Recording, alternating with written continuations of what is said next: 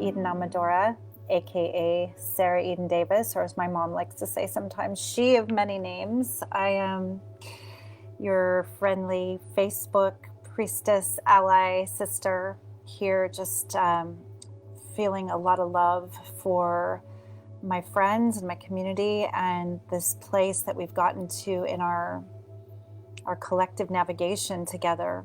We're in this portal right now where there's a lot of unknowns. We're facing a lot of, hello, I'm glad you're here with me. I'm glad it's working. We're facing such an unprecedented time of not only navigating in a lot of uncertainty together, whether that uncertainty feels like it's hitting you very personally around your choices, your freedoms, your finances, your health, your connections with relations and other people. There's a lot of heightened sense of almost holding the breath going on this counting of the ballot time, this waiting to know who will be our next president. And I can feel it collectively. And I'm not going to get into too deep of a political conversation with you. I tend to dive much more into the heart and into the feelings and our human evolution story with the people I work with my actual initiates and the people that follow me. Welcome. Speaking of, one beloved that I know very well just joined. It's good to be here and to see you. So we're talking about navigating in this time when there's so much uncertainty. And not only is there's a heightened kind of almost like waiting to exhale and a feeling of a lot of our well-being, our faith, our feelings of grounded comfort, relying on an external factor, relying on some condition.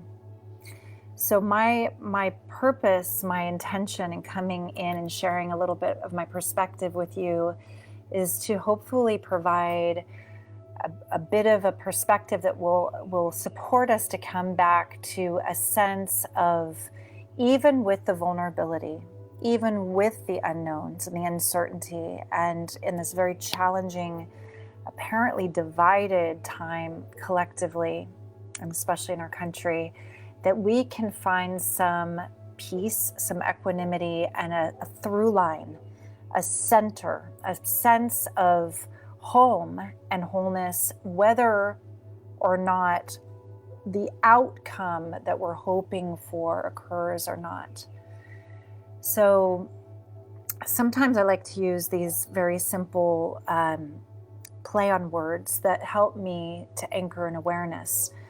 And one of them is around the word happiness, or to be happy, and how much that often depends on what's happening.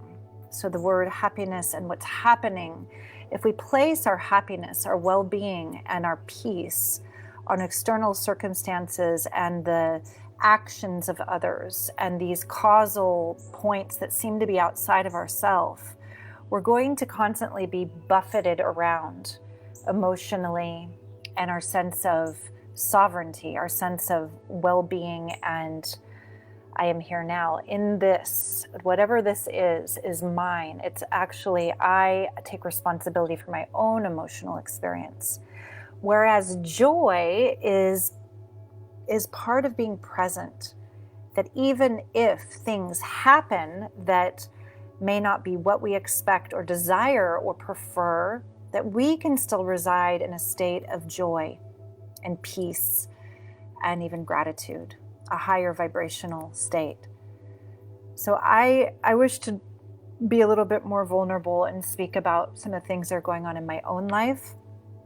And these are not so much, a lot of us collectively are feeling like a lot is hinging on this presidential race right now. I am relating the state of uncertainty and vulnerability in my own life more to a personal relational dynamic that has found me in an extreme sense of vulnerability, where there's desire, there's hope, there's faith, there's beliefs that are being kind of brought up to the surface to be felt. And I can liken this to our relationship also with our our government, our leaders, where we have this way that we often will enroll a being to represent our happiness, or even what we might feel is some kind of rescuer archetype, some place that's going to make it feel better and okay for us. So I take a deep breath with you as I recognize that all the places I've enrolled others in my life to be that have left me pretty disappointed and shattered ultimately in my journey of spiritual sovereignty. Because by and by, it is through the portal of the not knowing and the vulnerability and the trusting of my own inner compass and my own embodied leadership that brings me more peace, more presence, more ability to navigate with the unknowns.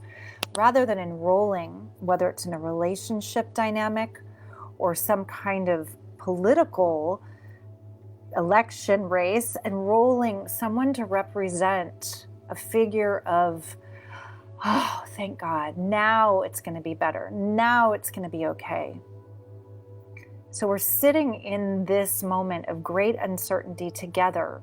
And there's a lot of hope, and there's a lot of beliefs, and there's a lot of polarity at play going on between friends, between family members, even people that love each other dearly that are no longer even able to speak because of the level of investment and connection with their sense of safety, their sense of reality, their sense of happiness with who or whether or not who comes into power as our leader.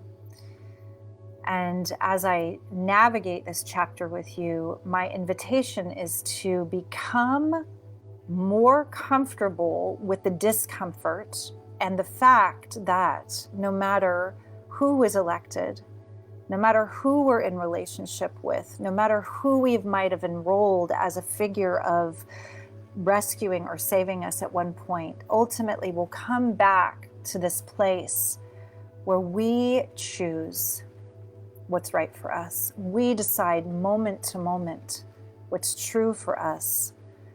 How do we keep our hearts open and feel each other as we navigate with what's true for us? How do we stay in our humanity and our compassion and hold space for our friends, our neighbors, our family members when what might be true for them is not true for us? Each of us is like the center of this unique, beautiful cosmology of all our beliefs and our imprinting and our feelings. So if my joy can remain intact even when I'm faced with preferences not coming to pass or disappointments or expectations, how can I stay in my presence, my joy, and my kindness and my compassion, my humanity with others? How can we navigate through this portal and all these unknowns in connection rather than more and more division and apparent separation? This is the inquiry and the invitation. This is the ultimate test of, are we evolving into a place where we're willing to give up righteousness, righteous indignation, being right, being superior, or the illusion of being right and superior, and judging, separating? Are we willing to feel the vulnerability of not knowing? Of not knowing, if our truth is actually the big T truth, the universal truth. I like to think there's only one or two things that are really real, like the big T, the big truth. That's ceaseless change. Nothing is real but ceaseless change, constantly changing appearances in this manifest universe, and love. The diamond in the charnel ground, that which can't be broken, unconditional, eternal, divine, everlasting love. So as we navigate through this time that feels somewhat, I've used the expression bardo-like. Yeah, I've used this expression, like if we navigate through the tunnel here, we're in this together, this big transitional tunnel, this portal, or this, I like to think of it sometimes like the goop of the caterpillar and the chrysalis, where life, pretty much since COVID hit, has felt a lot more like, what's real? What's happening? Why? What's going to happen? There's so much uncertainty. There's so much malleability. We're navigating to the best of our ability to stay present, stay grounded, stay hopefully sane and in our humanity. And all of the grip of the mind that wants to think it knows, and that then it can feel safe and in control, is the same grip that creates suffering. It's the same grip that creates separation from our beloveds, our beloved human family. It's the same grip that creates polarity and war. So we're going through this portal, this birth canal, this alchemical chrysalis. What are we becoming through the vulnerability, the goop, the messiness, the not knowing? How do we lead heart first and give the need to know and the controlling, incessant righting and wronging of our mind, the bipolar, this or that, black or white thinking, to our heart? So this is my ask and my invitation. While you're in the discomfort, if you can take a moment to just feel, because it's so much easier to distract ourselves with more information and more discussion and more polarization and fighting and righting and wronging and judging. What would it be like to simply sit with yourself and feel? To really take a moment and feel what's underneath all of this.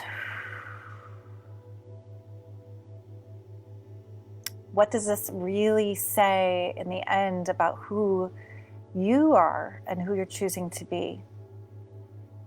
Who are you choosing to be in the middle of the uncertainty? Are you willing to risk being more vulnerable?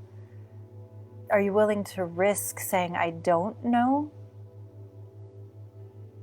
Are you willing to dismantle the grip of the self-preserving ego mind that wants to be right, to be safe?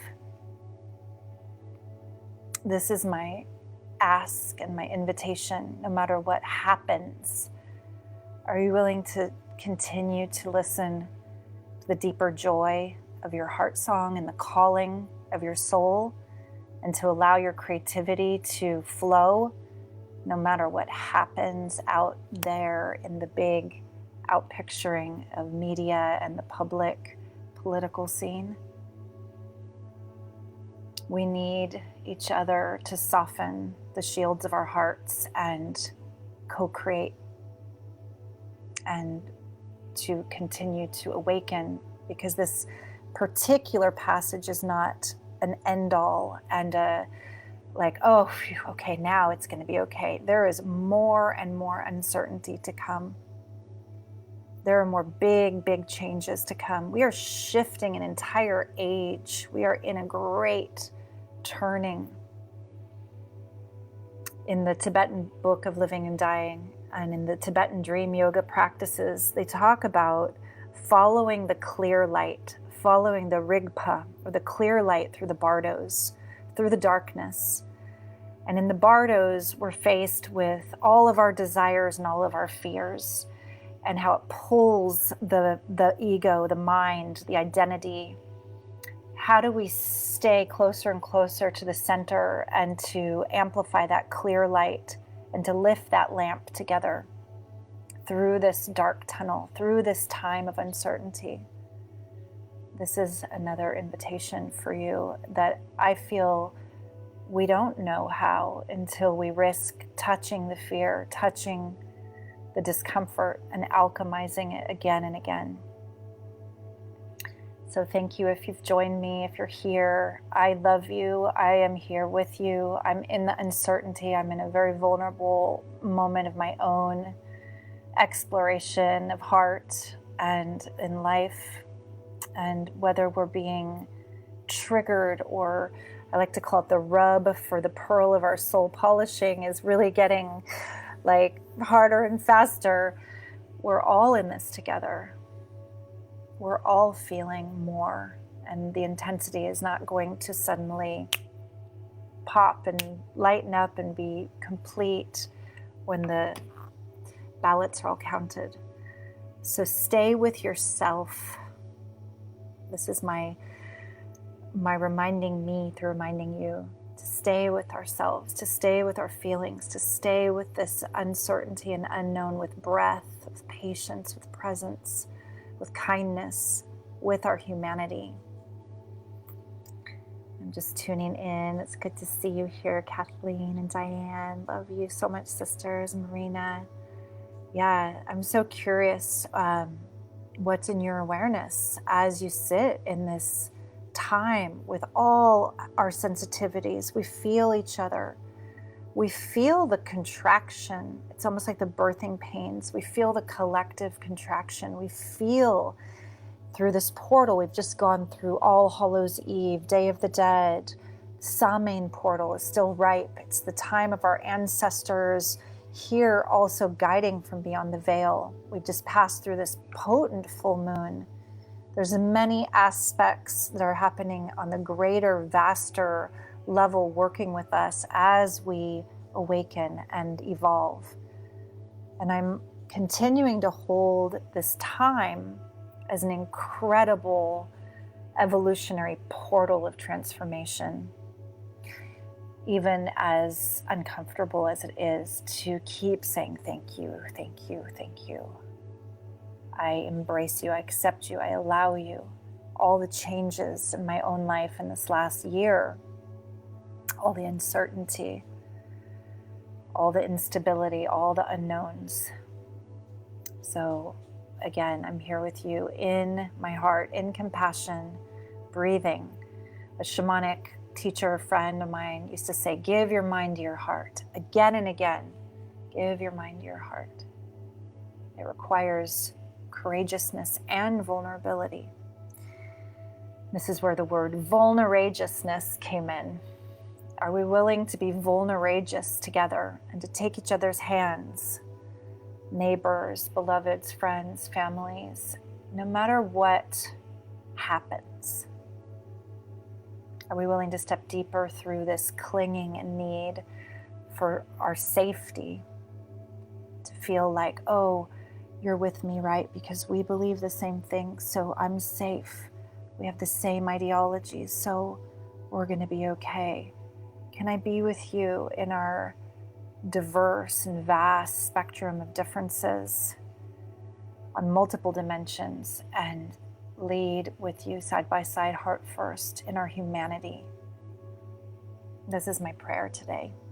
This is my invitation today. I'm just beaming you so much love.